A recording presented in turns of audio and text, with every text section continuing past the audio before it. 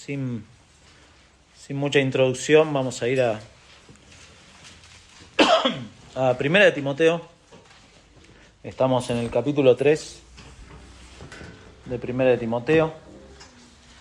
Hemos visto ya acerca de los obispos, los requisitos de los obispos, que es una palabra intercambiable en el Nuevo Testamento. Usted puede encontrar obispos, puede encontrar ancianos, puede encontrar pastores, y es intercambiable, no es que son diferentes oficios, es el mismo.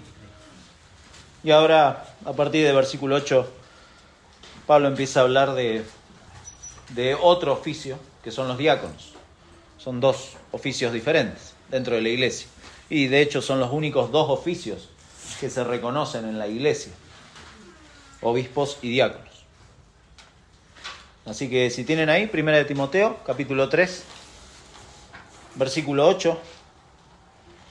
Por cuestiones de tiempo no vamos a abarcar, porque es mucho lo que dice Pablo acá en estos versículos, pero por cuestiones de tiempo y por amor a ustedes, no vamos a, si no podríamos estar, no vamos a hacer todo, pero vamos a leer todo, ¿sí? Versículo 8 dice: los diáconos, asimismo, deben ser honestos, sin doblez, no dados a mucho vino, no codiciosos de ganancias deshonestas, que guarden el misterio de la fe con limpia conciencia. Y estos también sean sometidos a prueba primero, y entonces ejerzan el diaconado, si son irreprensibles. Las mujeres, asimismo, sean honestas, no calumniadoras, sino sobrias, fieles en todo. Los diáconos sean maridos de una sola mujer, y que gobiernen bien sus hijos y sus casas, porque los que ejerzan bien el diaconado ganan para sí un grado honroso y mucha confianza en la fe que es en Cristo Jesús. Vamos a orar, hermanos. Gracias, Padre, por tu palabra en esta mañana. Pedimos, por favor, que nos ayudes a comprenderla como oraba nuestro hermano. Danos el entendimiento necesario, aquellos que somos tus hijos, para entenderla, para ponerla en práctica, para ordenar nuestras vidas, ajustarnos conforme tu palabra nos indica que ahora, siendo hijos de Dios, tenemos que vivir como tu pueblo, Señor. Pero rogamos también por aquellos corazones que quizá aquí están presentes, pero no te conocen, no conocen a Jesucristo, y pedimos por favor que también tengas esa misericordia que has tenido con nosotros de mostrarnos a Cristo, de darnos el arrepentimiento y la fe que necesitábamos para ir a ti, porque en nuestra condición no íbamos a ti, íbamos para un lado totalmente contrario, y por eso, Padre, pedimos que por favor tengas misericordia, actúes con gracia en esas vidas, Señor. Te lo pedimos, por favor, en el nombre de Jesús. Amén. Amén. Hace unas décadas hasta el presente, y usted me puede dar la razón en esto, se ha dado una tendencia a ridiculizar el liderazgo en diferentes instituciones. Piensa en cualquier institución o en cualquier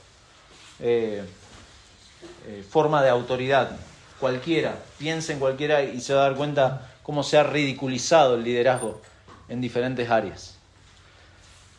Y todos reconocemos, es un tema que está en nuestro corazón, el hecho de menospreciar el liderazgo en diferentes aspectos.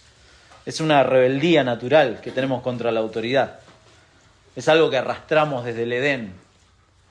Satanás ha sido muy hábil en enseñarnos a rebelarnos así, y luego le hemos hecho el juego y hemos arraigado esto en nuestro corazón. Por eso, natural y generalmente, nos sale no hacer caso a las normas o a las reglas, naturalmente.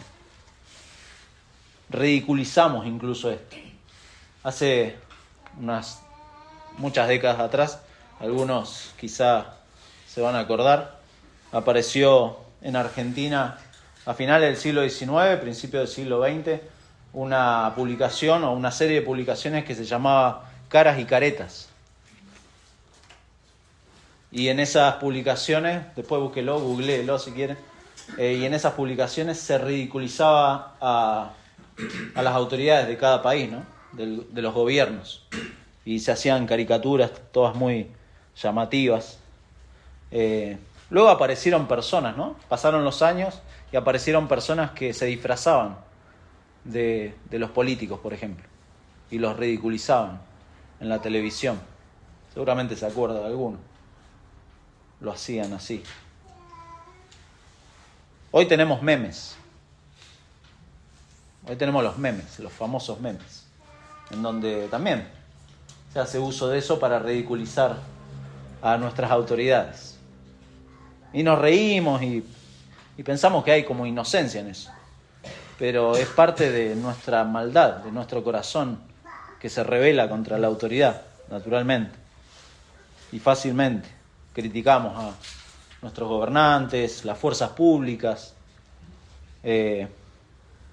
Los chicos me pueden dar la razón, los más jovencitos, cómo se burlan de los profesores o le ponen apodos a los profesores, ¿no? Hay mucho de eso. A los jefes de trabajo, a los jefes en el trabajo también se les pone, sí, fulano, pero ya no es el nombre, tiene otro apodo. Incluso, lamentablemente, y esta es la parte más triste, a los padres. Los hijos a los padres no respetan la autoridad de los padres. Y se ha normalizado eso. Y la iglesia no está exenta de eso. La iglesia no está exenta de las críticas.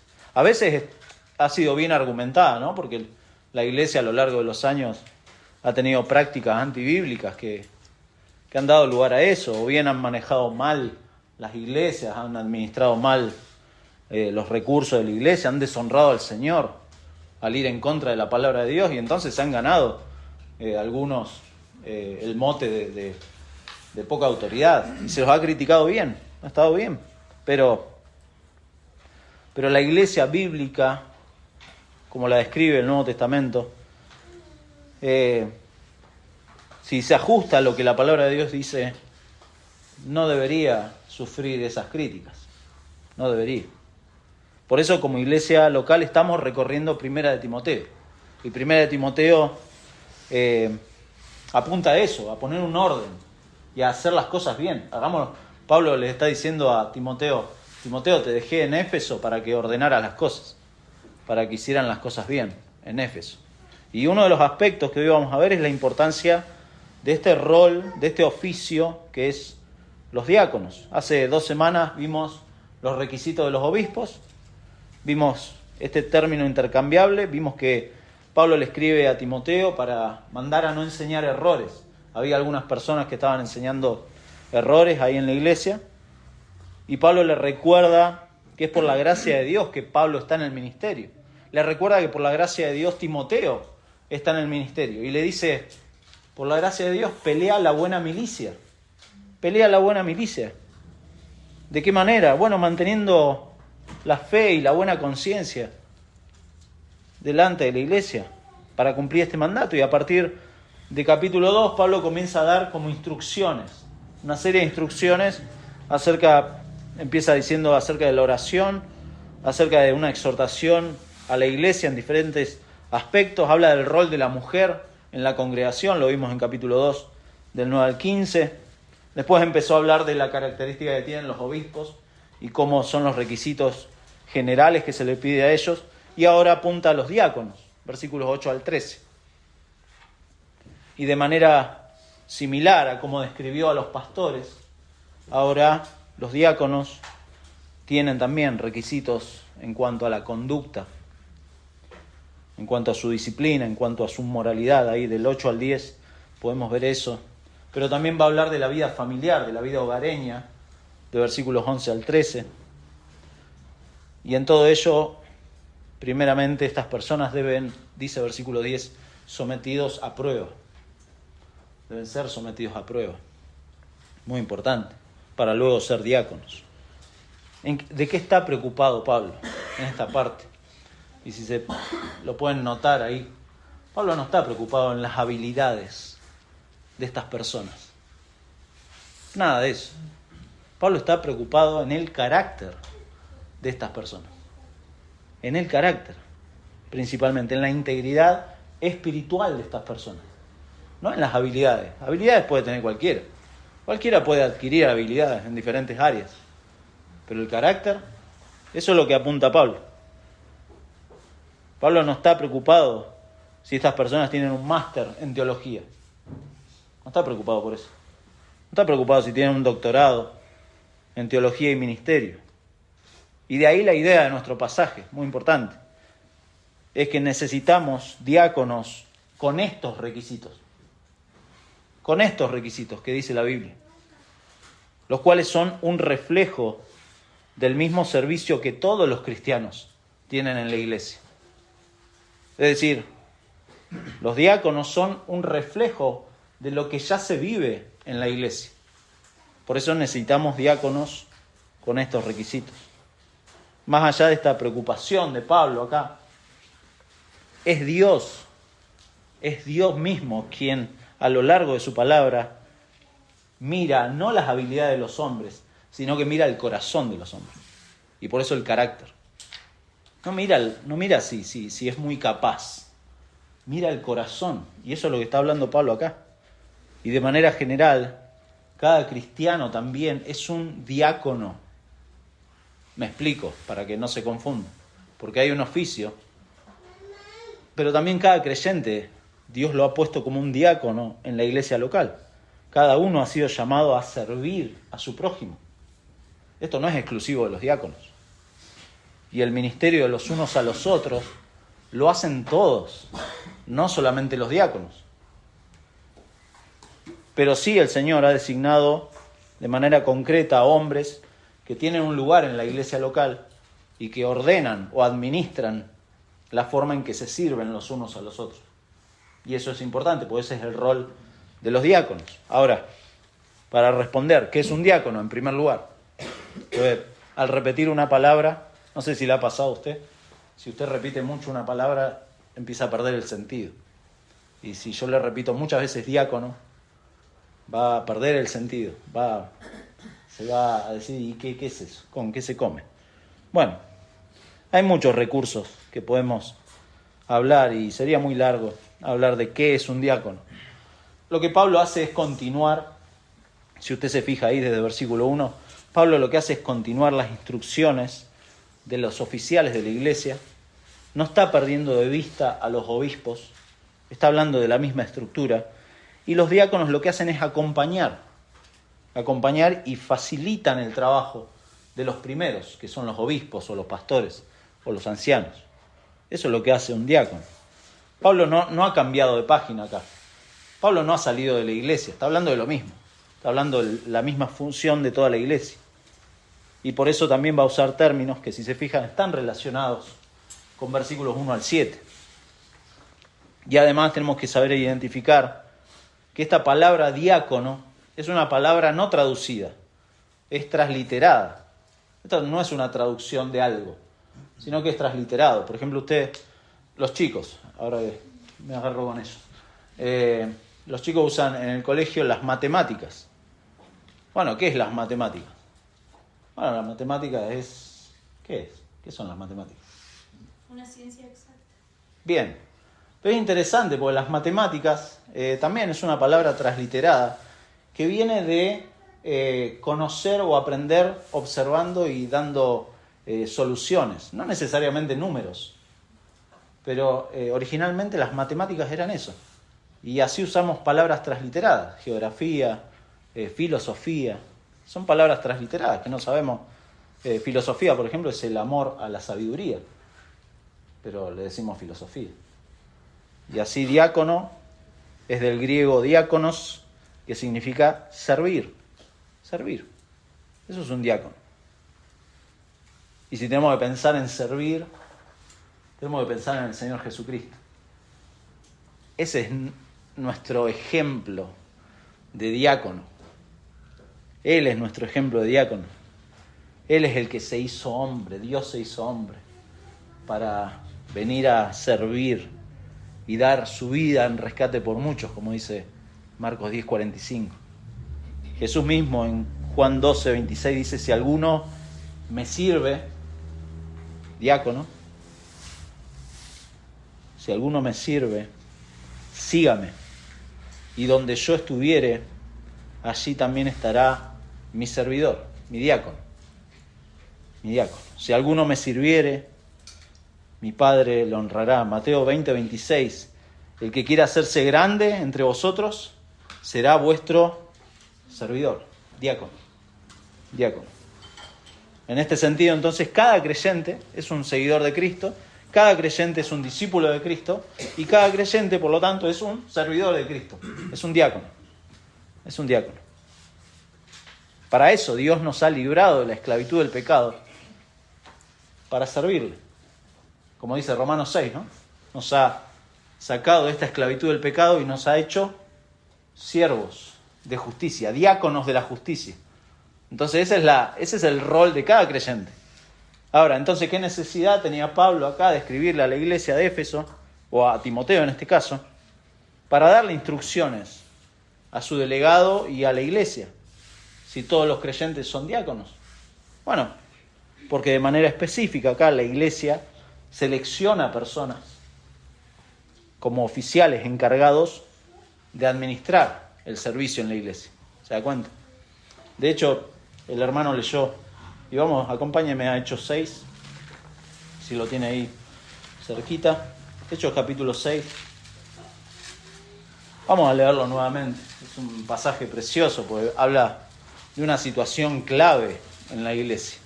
Algo que estaba pasando y que fue clave en esos días. Dice: en aquellos días, como creciera el número de los discípulos, hubo murmuración de los griegos contra los hebreos, de que las viudas de aquellos eran desatendidas en la distribución diaria. Había un problema ahí. Entonces los 12 convocaron a la multitud de los discípulos y dijeron: no es justo que nosotros dejemos la palabra de Dios para servir diácono, para servir a las mesas. Buscad pues, hermanos, de entre vosotros a 7 varones de buen testimonio, llenos del Espíritu Santo y de sabiduría, a quienes encarguemos este trabajo, y nosotros persistiremos en la oración y en el ministerio de la palabra. Y entonces agradó la propuesta a toda la multitud y eligieron a los 7, a Esteban, a Felipe, a Prócoro, a Nicanor, a Timón, a Parmenas, a Nicolás, etc. Y precioso cómo termina, ¿no? Versículo 7, y crecía. ¿Qué cosa? La iglesia, no, la palabra del Señor. La palabra del Señor, y el número de los discípulos se multiplicaba. El número de los discípulos, interesante, no de creyentes, no de personas que hacían oraciones y iban al altar. No, eran personas que seguían a Cristo. El número de los discípulos crecía conforme la iglesia se ordenó de esta manera. Estos hombres son elegidos por la iglesia. Son presentados a los apóstoles para que ordenen estas cuestiones que estaban dividiendo la iglesia. Fíjese, porque si bien no se titula el nombre de diáconos, sí se usa la palabra en versículo 2 del servicio a las mesas. Diáconos. Y mesas, ahí la traducción de mesa es la administración de los recursos. Era la mesa en donde la iglesia ofrendaba. Y entonces estos hombres tenían que hacerse cargo de la administración de los recursos. Un autor, William Hendrickson, dice que acerca de este pasaje que su tarea específica es recolectar las ofrendas que el pueblo de Dios trae en gratitud al Señor, distribuir estos dones en el espíritu adecuado a todos los que están necesitados para prevenir la pobreza donde quiera que sea posible hacerlo, y por medio de sus oraciones y palabras basadas en las Escrituras, consolar y alentar a los angustiados. Hermoso el trabajo, el oficio de los diáconos. Bueno, acá podríamos pensar, ¿es un oficio o es un trabajo el del diácono? Ambas cosas. En este caso en 1 Timoteo ambas cosas. Es un oficio, es un oficial nombrado por la iglesia, pero a su vez es un trabajo. De hecho, en muchos lugares en el Nuevo Testamento la palabra diácono se traduce como ministro. Interesante, cuando usted lea ministro, busque y posiblemente sea la misma palabra diácono. Son oficiales de la iglesia con una función diferente, que acompañan el trabajo de los pastores. Un pastor amigo decía que los pastores sirven liderando, pero los diáconos lideran sirviendo. Me encantó la frase. Claro, porque el pastor sirve a la iglesia liderando, guiando, supervisando, pero los diáconos lideran sirviendo, poniendo las manos en el barro, poniéndose ahí al frente de batalla, acompañando. Es un liderazgo práctico, ¿se da cuenta? Que la iglesia lo ve. No que uno se autoproclama, sino que la iglesia lo ve.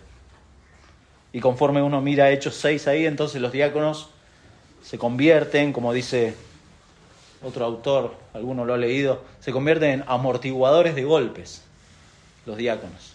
Porque eso es lo que estaba pasando acá en Hechos 6. La iglesia se estaba por dividir. Y estos hombres se encargaron no de echar más leña al fuego. ¿Se da cuenta? Hombres que no vieron el problema y dijeron, y sí, los apóstoles se están manejando re mal. Y metieron más leña al fuego. No se pusieron en contra de los apóstoles. Promovieron la armonía. ¿Para qué? Como dice el versículo 7, para que la palabra del Señor creciera. Y los números de los discípulos siguieran aumentando. ¿Se da cuenta? Estos hombres no son personas dubitativas, no son personas dramáticas, no hacen resonar más los problemas. ¿Se da cuenta? Son servidores con ese fin de dar gloria a Dios a través de su servicio. No son personas ensimismadas o temerosas de las opiniones de los demás. Nada de eso, sino que se centran en la gloria de Dios y en el servicio a otros. Ese es el foco que tienen. Por tanto, la iglesia que tiene diáconos va a gozar de buena salud, mi hermano. La iglesia que tiene este tipo de diáconos va a gozar de buena salud en este sentido. Claro, puede pasar tiempo hasta que la iglesia se dé cuenta o reconozca a los diáconos. Pero esto es lo que vemos en Hechos 6, cómo Dios bendice y la palabra de Dios crecía. Pero lo que vemos en Hechos 6, muy importante, es que justamente era algo que no podía faltar y era la predicación bíblica. Esa era la preocupación de los apóstoles, que la palabra de Dios se predicara, que ellos se dedicaran a la oración y no que otras cosas afectaran justamente la predicación de la palabra. Y entonces la iglesia eligió a estos hombres. La iglesia se ordenó. Y entonces, en segundo lugar, vemos los requisitos, versículos 8 y 9. Requisitos morales y de servicio. Recordemos que lo que Pablo está haciendo es escribirle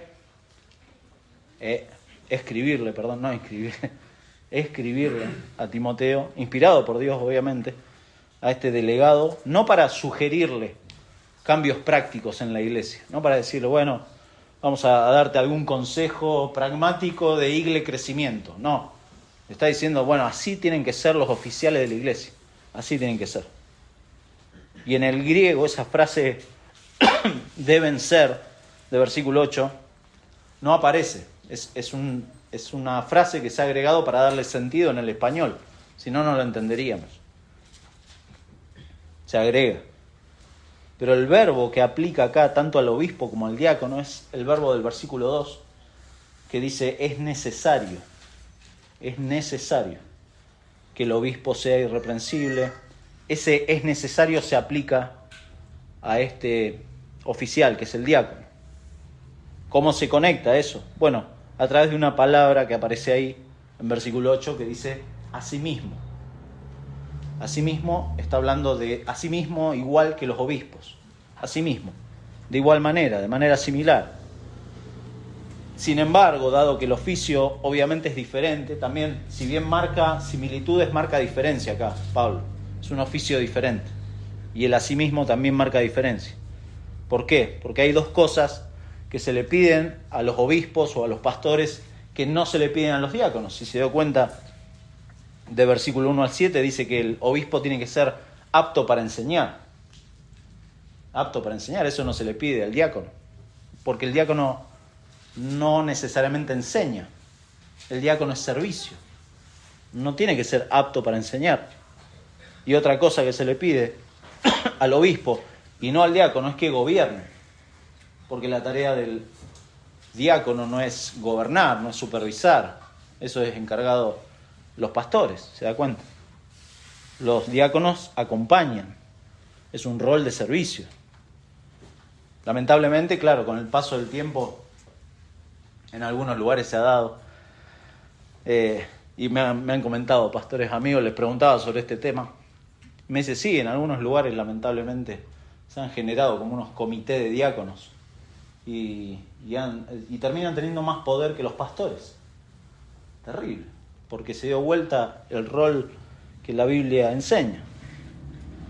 Pero acá las Escrituras son nuestra norma, son el único indicador inspirado por Dios, en donde uno se tiene que ajustar. Y lo precioso de todo esto es que los requisitos que usted lee acá son cosas ordinarias.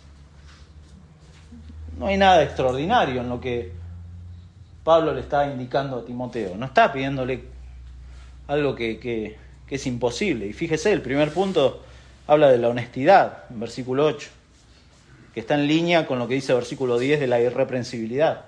Está todo junto. Y esto es resultado de la vida aprobada, ¿no?, de este siervo. La honestidad, que se podría traducir como sobriedad o dignidad, es lo que modifica todo lo que sigue. Esta honestidad modifica, es alguien que honestamente se maneja con dominio propio, tiene dominio propio de su vida. Y principalmente en cuestiones morales, fíjese, dice sin doblez. Muy interesante esa frase, sin doblez, porque literalmente es alguien que tiene dos lenguas. La imagen es como grotesca, ¿no? Alguien con dos lenguas.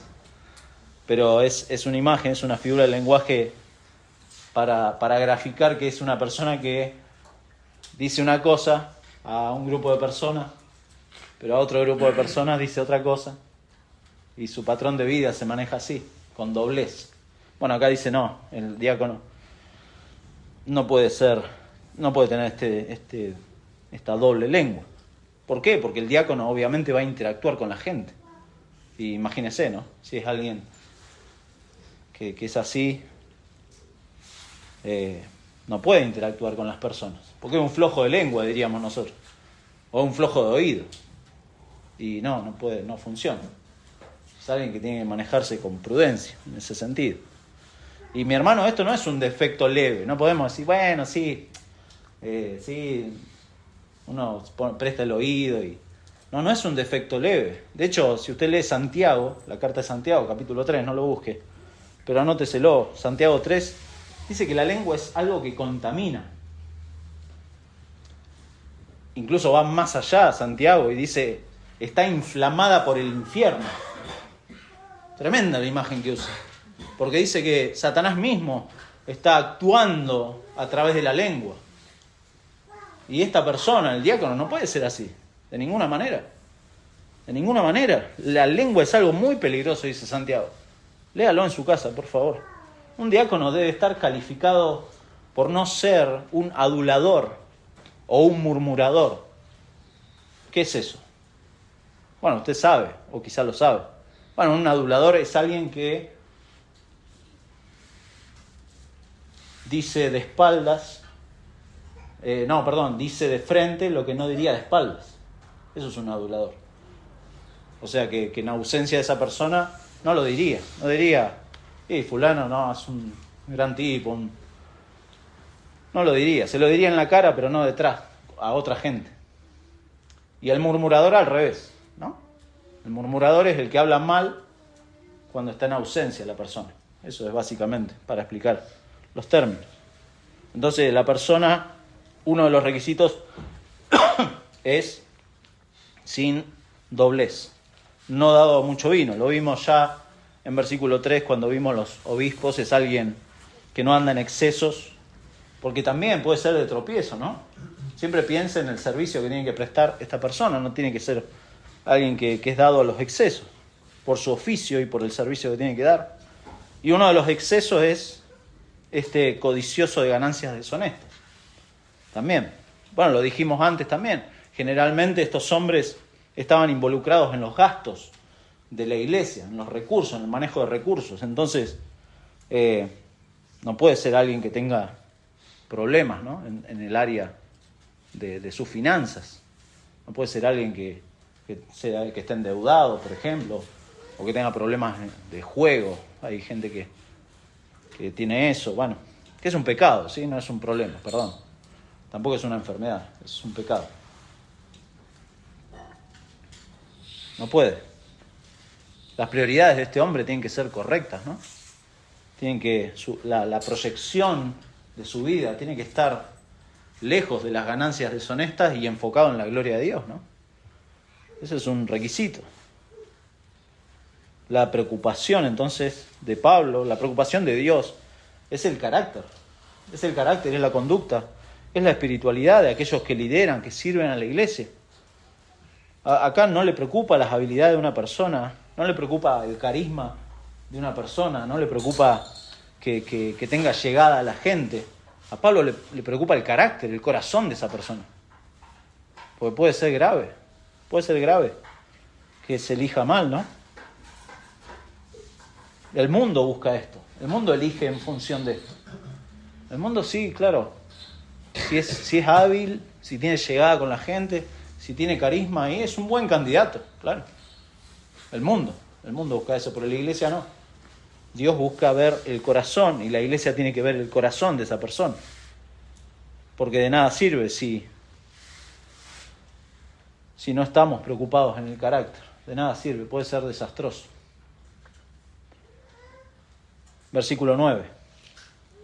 Vamos a ir más rápido, no se preocupe. Quizás piensa que...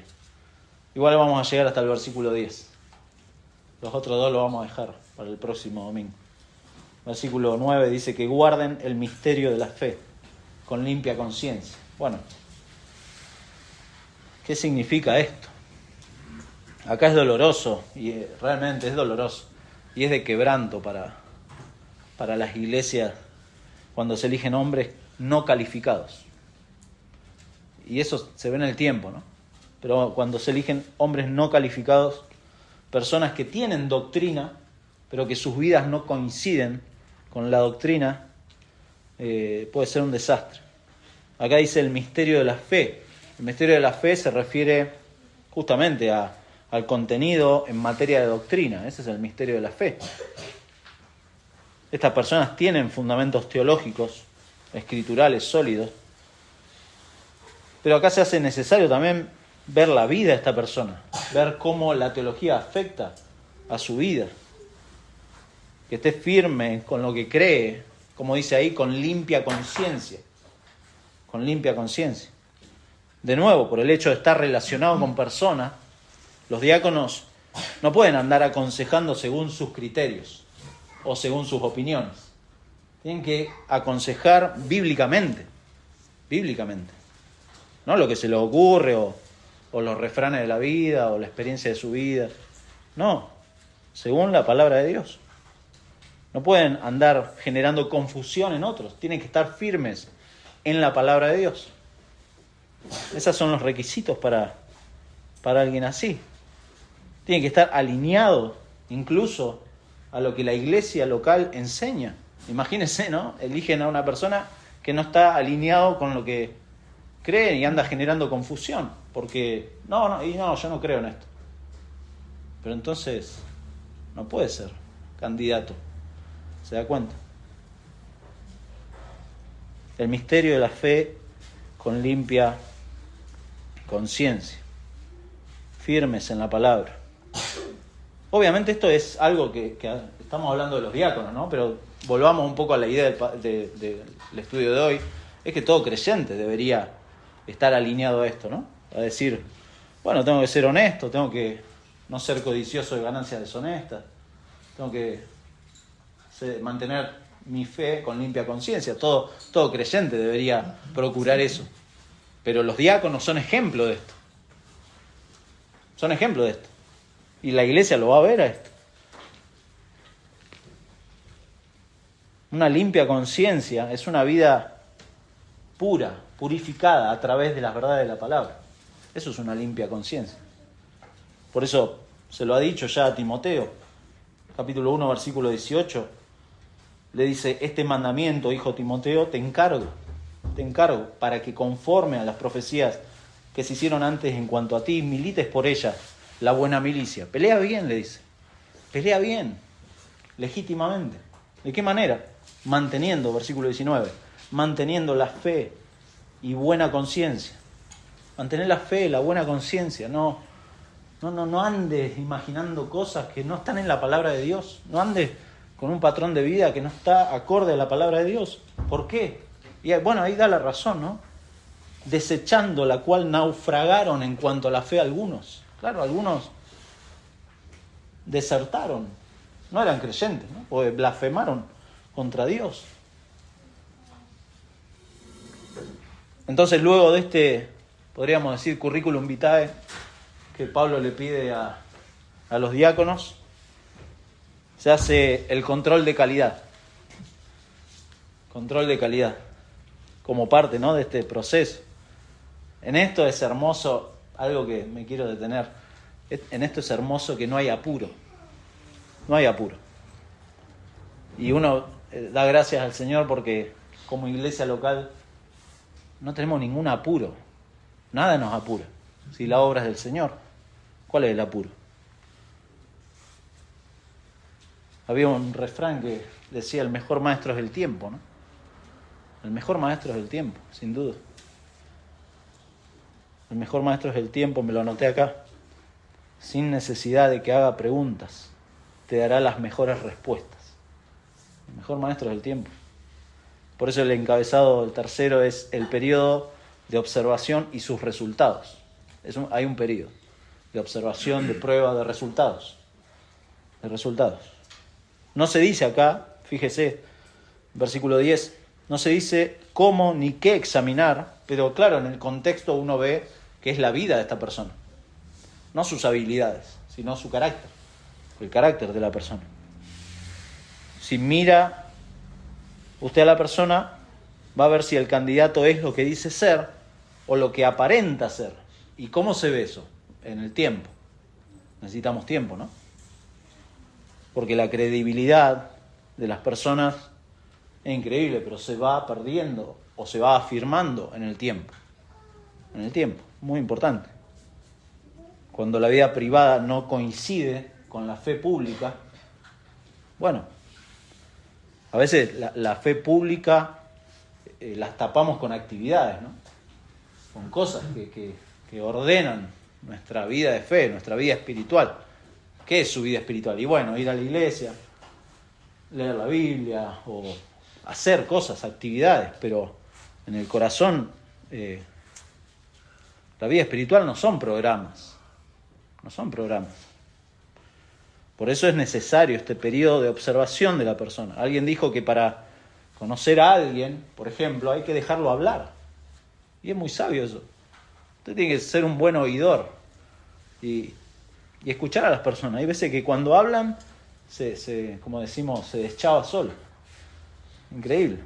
Por eso dice, y estos también, versículo 10, y estos también, en esto está haciendo una comparación, que los obispos o los pastores también tienen que ser probados. Tienen que ser probados y ver en el tiempo si son fieles, si son ejemplo para la grey. Y por eso más adelante Pablo le va a decir a Timoteo, capítulo 5, versículo 22, no impongas con ligereza las manos. No te apresures, tomate un tiempo. Iglesia, tómense un tiempo para evaluar la vida de los hombres. No impongas con ligereza las manos a ninguno, por más que sea tu amigo, por más que sea juegan junto a la pelota, que son buena onda. A ninguno, ni participes en pecados ajenos. Consérvate puro. Consérvate puro. Por eso la iglesia toda no es una decisión tampoco de los pastores. No es que los pastores dicen fulano, mengano. No. Sino que la iglesia observa esto. Sometidos a prueba. Y entonces también estos sean sometidos a prueba primero. Fíjese, se usan palabras que son adverbios de tiempo. Primero.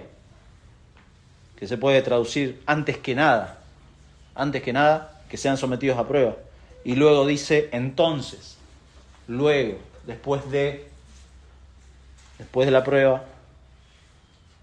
Y entonces sí, sean diáconos. Si la iglesia los ha aprobado. Y en esto me copié algunas preguntas. No son de mi autoría, es de un pastor amigo que las hizo y me parecieron muy útiles para pensar en esto de probar. No solo de probar a los candidatos, de probar nuestra vida, ¿no? Y de verla a la luz de la palabra. Pero él decía, y cito, estos candidatos, y pregunta, ¿están comprometidos con la verdad hasta que Cristo vuelva? ¿Están comprometidos con la verdad hasta que Cristo vuelva? Sus decisiones en la vida cotidiana tienen bases bíblicas y sus vidas coinciden con lo que la Biblia dice. ¿Filtramos la vida de estas personas a la luz de estos principios? Y él dice, porque un creyente no probado hoy puede ser un oficial peligroso mañana. Y sigue diciendo, dele autoridad a un orgulloso y va a causar daño. Va a causar daño. Dele autoridad a un desleal hoy y mañana tendrá una iglesia dividida.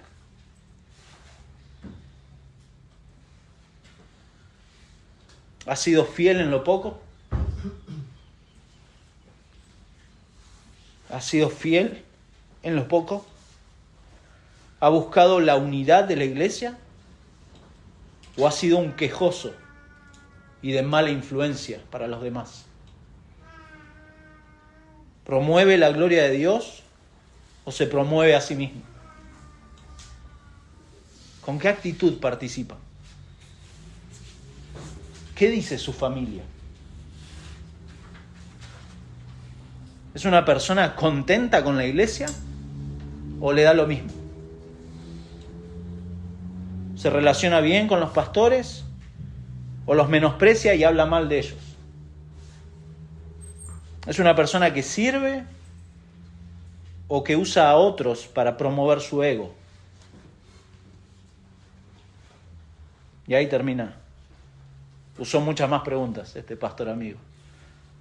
Pero son cosas que se esperan de cada creyente, no solo de los diáconos. Por eso es bueno someter a prueba nuestra vida, honestamente, delante de Dios, y ver si estoy buscando la gloria de Dios o mi propia gloria. El someter a prueba a los oficiales de la iglesia es muy importante, muy importante. No cuando ya están en servicio, sino antes, dice, antes que nada. Y es muchas veces es sabiduría que pasamos por alto. Decimos, no, bueno, sí, fulano, pum, lo ponemos y después vemos, después lo probamos. No, antes, dice. Antes deben ser sometidos a prueba. Porque tenemos este pensamiento pragmático y este apuro, muchas veces movido por el temor a los hombres, y dejamos a un lado el temor a Dios. Dejamos a un lado considerar lo preciosa que es su iglesia a los ojos de Dios. Y nos apuramos. Dejamos de ver el valor y la honra del Evangelio entre su pueblo. Y nos apuramos. Dejamos de ver el testimonio en el mundo, el testimonio de la iglesia en el mundo, y nos apuramos. Por eso, antes. Y por eso este versículo 10 realmente es de ánimo. Es de ánimo. Porque hay un orden claro, sometidos a prueba primero, y entonces, como dijimos hace 2 semanas, aquellos que desean servir al Señor tampoco tienen ahora que ponerse a hacer cosas para para mostrarse como candidatos. No hay que hacer cosas para ganarse un puesto, como, bueno, en el mundo se hace eso. En el mundo la gente se pone a hacer cosas, se hacen los súper útiles, ¿viste? Para ganar un puesto. Bueno, no, en la iglesia no es eso. Porque en la iglesia ve el corazón de la persona, ve el carácter. El carácter. Y eso se ve antes de que alguien se ponga a hacer algo. Eso se ve antes. Y entonces, dice, ejerzan el diaconado.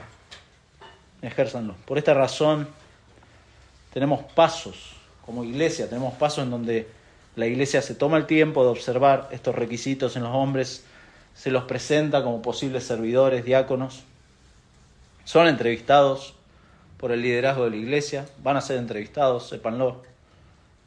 Sus familias van a ser entrevistadas, posiblemente hasta se pida referencias en sus trabajos, para ver cómo es la vida fuera de la iglesia.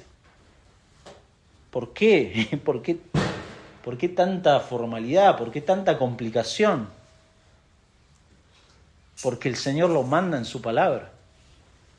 El Señor lo manda en su palabra. Porque esto responde a la honra que merece nuestro Señor en el servicio. Porque el testimonio del Evangelio lo demanda. No porque se le ocurrió a los pastores en la iglesia de poner las cosas así. Está en su palabra. Estos son los requisitos. Dios lo demanda y cada hijo de Dios debería buscar este ejemplo de irreprensibilidad, porque dice al último, si son irreprensibles. Claro, cada uno debería buscar esto, y cuanto más aquellos que están pensando en servir al Señor tienen que ser ejemplo de esto. No solo habilidades, sino ejemplos. Entonces, íbamos concluyendo. Recordamos la idea de nuestro pasaje. Necesitamos diáconos. Las iglesias necesitan diáconos, necesitan personas que estén a cargo del servicio y que trabajen con otras personas para seguir creciendo y para que la palabra de Dios siga extendiéndose. Y la iglesia es el cuerpo de Cristo formada por personas que han sido salvadas por el Señor por medio de la obra de Cristo. Entonces, antes, mi hermano, antes estábamos muertos en nuestros delitos y pecados. ¿Lo recuerda? No se olvide de eso, por favor. Antes éramos autónomos de Dios. Nos manejábamos solos. Rechazábamos a Dios, pero Dios, que es rico en misericordia, por su gran amor con que nos amó, nos dio vida cuando estábamos muertos. Nos dio vida con Cristo. No somos salvos por obras, sino para obras. Para obras. No hay méritos en nosotros para salvarnos. De hecho, nos sosteníamos en nuestra enemistad con Dios, en incredulidad. Nos manteníamos así, y por eso es un milagro. Yo cuando veo un creyente, veo un milagro de Dios. No, porque no hay jactancia. Veo un milagro de Dios de darle fe y darle arrepentimiento a esa persona para ir a Cristo. Es un milagro eso. Es un milagro. Es algo que Dios solamente puede hacer, darnos vida, darnos su vida. Y entonces, ahora que tenemos la vida de Cristo, los creyentes, miremos para terminar en Efesios. Efesios, capítulo... Bueno, vamos a Efesios, vamos a ver algunos pasajes.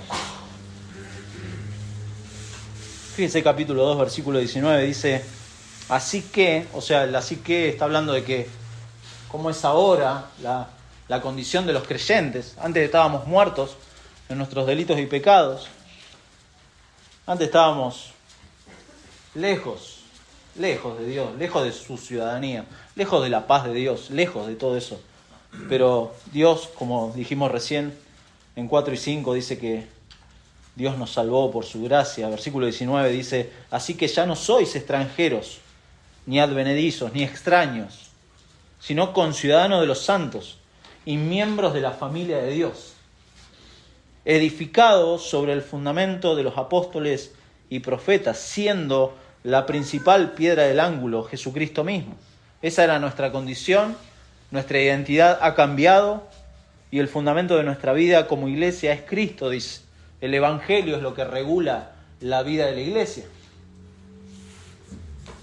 Pero también, fíjese, capítulo 4, versículo 29, así como el diácono no tiene que tener esta doblez de lengua, también todos los cristianos, dice capítulo 4, versículo 29, ninguna palabra corrompida salga de vuestra boca, sino la que sea buena para la necesaria edificación, a fin de dar gracia a los oyentes.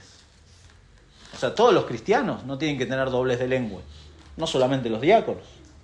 Así como el diácono no tiene que tener excesos, tampoco el cristiano.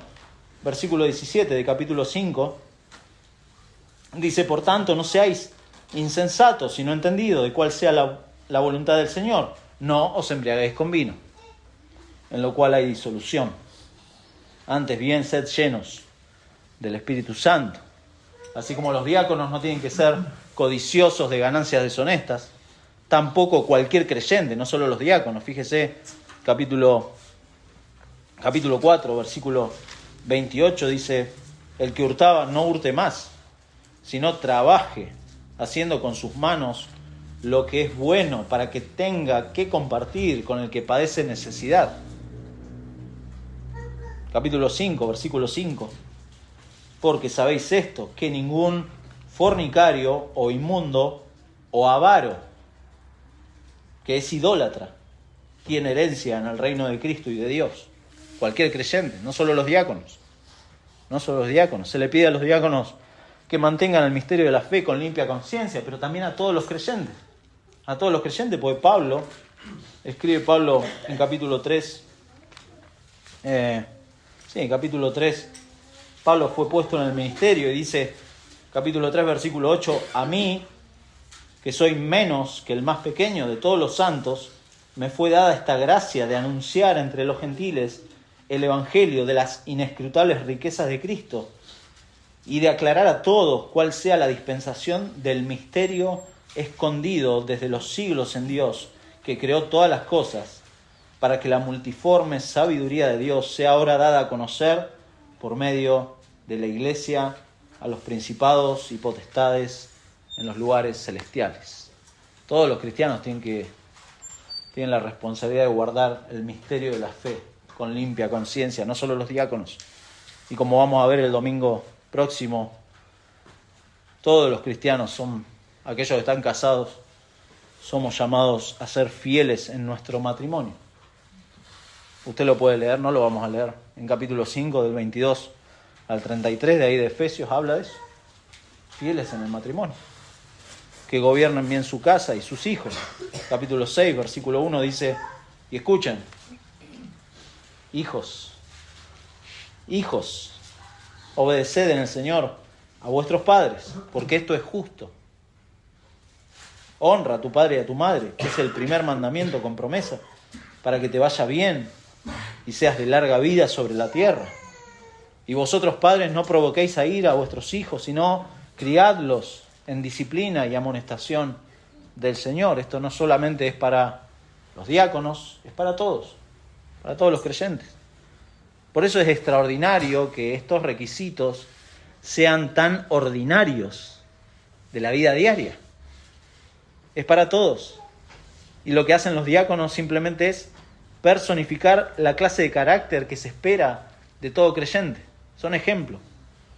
Como dijo un autor, los diáconos son esas personas en tu iglesia de las que podrías decir, hermano, hermana, ¿deseas fomentar la unidad?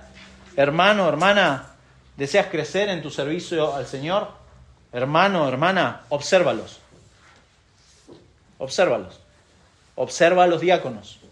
Ellos son ejemplo del carácter de los creyentes, porque los diáconos son compañeros de los pastores enfocados en las tareas del servicio práctico y por ello debemos elegirnos. Como dijimos antes, no por gustos personales, no por amiguismo, sino porque realmente tienen estas marcas bíblicas.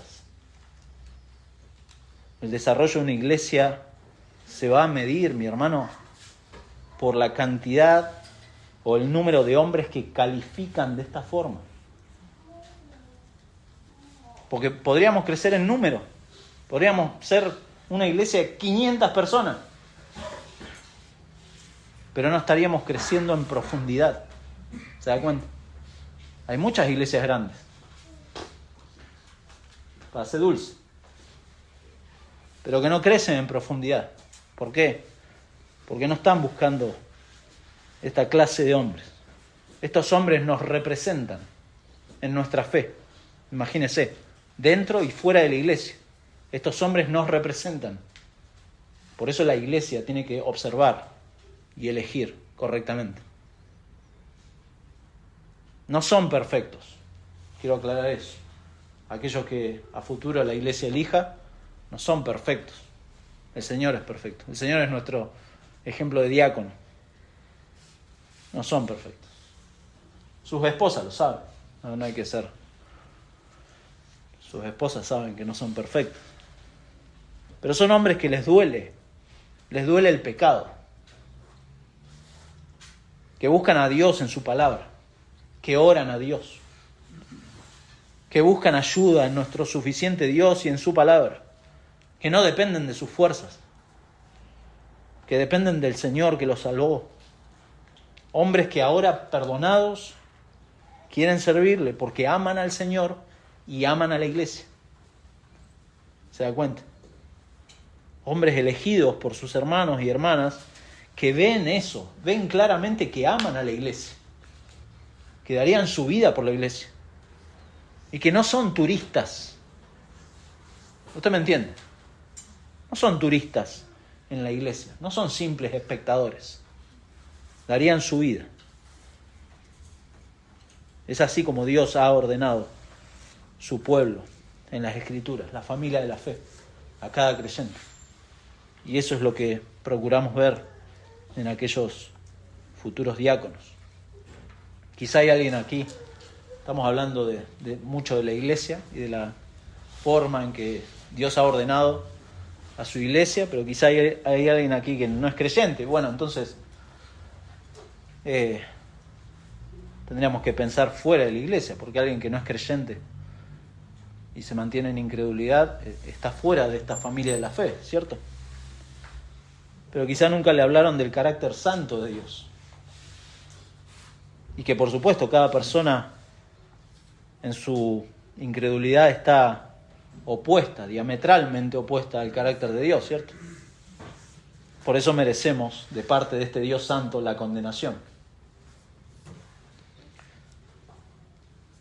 ¿Por qué la condenación? Porque claramente nos hemos, como dijimos al principio, rechazamos toda autoridad, principalmente la autoridad de Dios, y nos hemos burlado, hemos rechazado a Dios con nuestra vida, hemos violado cada una de sus leyes, pero sobre todo, como dice Romanos 1, no le glorificamos como a Dios. Por eso es Dios mismo quien tiene que acercarse al pecador. Él se acerca al pecador. Dios se hizo hombre en Jesucristo para buscar y salvar lo que se había perdido. Porque todo el que está perdido no solamente está sin rumbo, porque uno piensa en alguien perdido y piensa en alguien sin rumbo, sino que además va a la condenación eterna. Va a la condenación eterna, y ese es el acto milagroso que el Señor hace al reunir a su iglesia, al salvar al pecador. Dios lo hace. Mi amigo, si usted no es creyente, yo le animo a que deje ese camino absurdo de rechazar a Dios, de pelear contra Dios. Déjelo porque no va a ganar. No va a ganar esa pelea. Déjelo, arrepiéntase de su pecado. Arrepiéntase de su maldad. Arrepiéntase de rechazar a Cristo, porque en definitiva todo aquel que es condenado por rechazar a Cristo. Y vaya a Cristo, vaya a la cruz, porque es por medio de su sacrificio que Dios ha cambiado, ha sustituido ese juicio que merecíamos. Cristo ha pagado, Cristo ha sido el medio por el cual el pecador ahora puede reconciliarse con Dios. Cristo es el único medio en el cual, mi amigo, si usted no es creyente, ahí va a recibir perdón de pecados. No hay otro medio. Por más que usted se porte muy bien y muestre una buena cara en la iglesia, la única forma de recibir perdón de pecados, de recibir vida eterna, de ser parte de la iglesia de Dios en su gracia, es yendo a Cristo. Es yendo a Cristo. Así que deje de rechazarlo. Porque como dice Pablo, y con esto terminamos, Tito capítulo 2,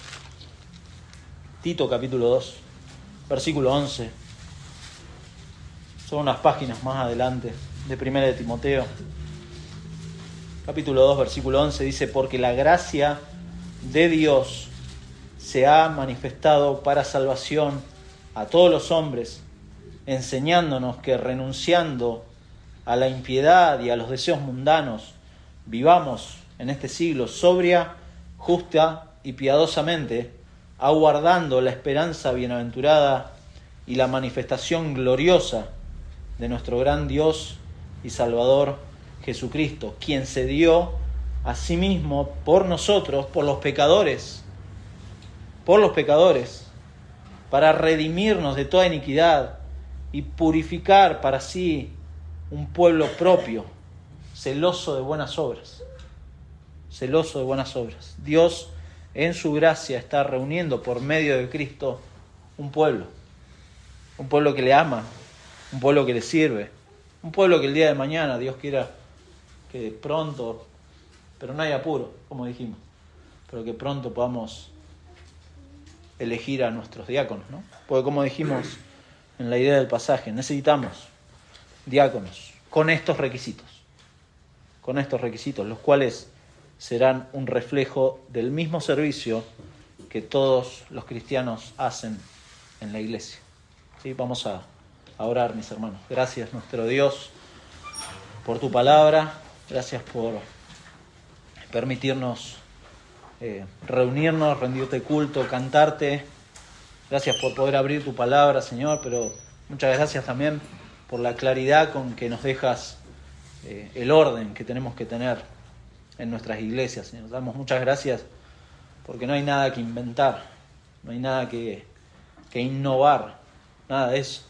Señor, tú nos has dejado por tu apóstol Pablo, inspirado por el Espíritu Santo, nos has dejado estas directivas tan claras, Señor, y pedimos por favor nos ayudes a ser pacientes, a orar a ti, Señor, a depender de ti en las cosas que a futuro quieras ordenar en tu iglesia, aquí en Junín, en San Martín, Señor. Pedimos por favor sabiduría, Padre, sabiduría para que nuestro temor sea a ti, Señor, que estemos mirando tu gloria y la edificación de tu iglesia.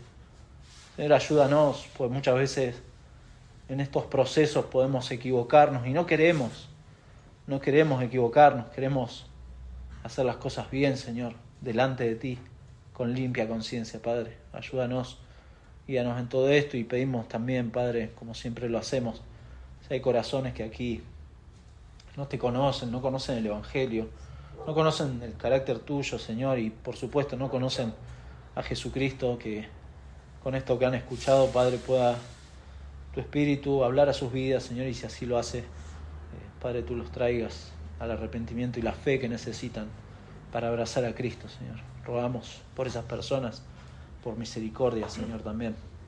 Te damos muchas gracias por todo lo que en esta mañana hemos podido hacer juntos como iglesia, Señor. Oramos en el nombre de Jesús. Amén. Amén.